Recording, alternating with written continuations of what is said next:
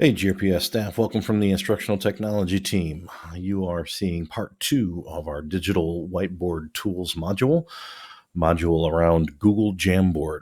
Hopefully you've already watched Christine's wonderful video about Microsoft's whiteboard tool that can come native right on your Surface Pro once you go to the Microsoft Store and download it.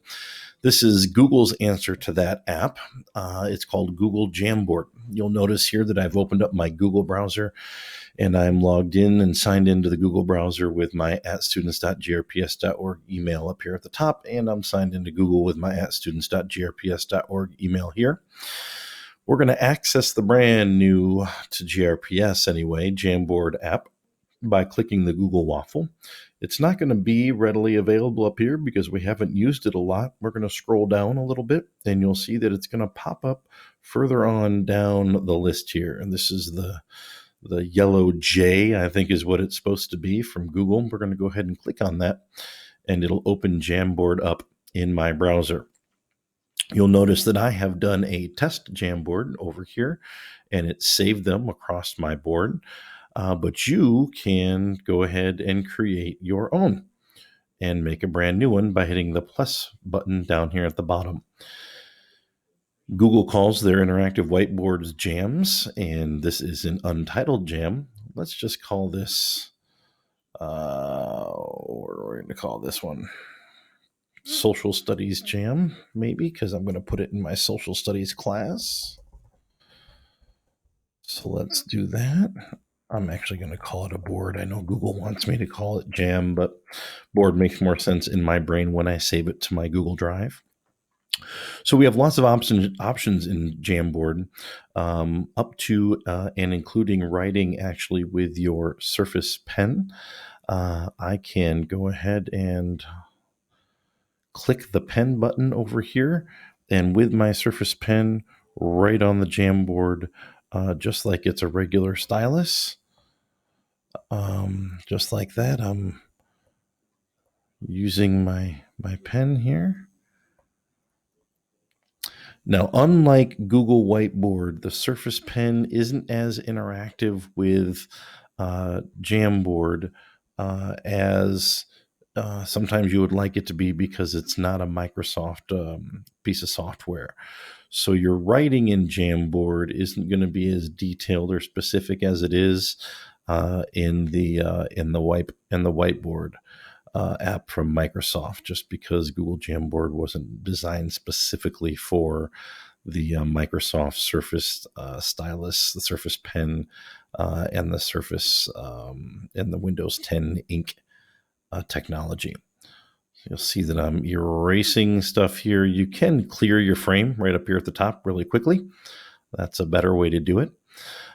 Similar to Microsoft Whiteboard, if you click background here, you have some options to give yourself a background to work with, either to help you as a guide for writing or to provide some sort of guide for students, math teachers, nice graph options here on the graph paper. You can also invert your colors and get creative with some darker backgrounds if you choose to. Not as many options as the Microsoft Whiteboard options, but pretty much just as functional. You can click back to your pointer at any time and you can move around your board. You can create a sticky note. So maybe you want to do a virtual gallery walk where students create a Jamboard as part of your class and share it in a Google Classroom, and other students view what they wrote on it. And another student can come and grab a sticky note and say, I liked your idea about North Korea. I don't know. And they can save it. And that sticky note goes up on the Jamboard, and you can move it around and place it wherever you'd like. You can also insert photographs from your Google files if you'd like. You can go right to your photos in Google Drive. There's a nice Bitmoji one. Oh no, we'll use my stamp. We'll put that in there. Once you have a photo in your Jamboard, you can resize it with your finger. You've got a menu button up here as well. You can duplicate it, you can delete it. In this case, I don't need two of my cartoony head. You can come over here and you can adjust the size just like this. You can also click and move it. It's not tied to anywhere on the Jamboard. And if you're doing a live Jamboard, this is a laser. So this is calling attention to what you're pointing to. And if you want to guide students over, it'll disappear. So, hey, let's look over here. It's just keeping people's attention on what you're working on, but it's not permanently marking up the document, which is actually kind of a nice feature, just to call attention to things as you're working with students. You do have the ability to zoom and zoom in and zoom out. And up here, you also have the ability to download it as a PDF. You can save it as an image like we do with a Microsoft whiteboard. You can create a copy. And all these are ways that you would go ahead and share those with folks in your classroom. You can also, let's just go ahead and do test. We'll write in it a little bit there. You can come in and you can pick different ink and you can pick different pen styles. In this case, I went to highlighter.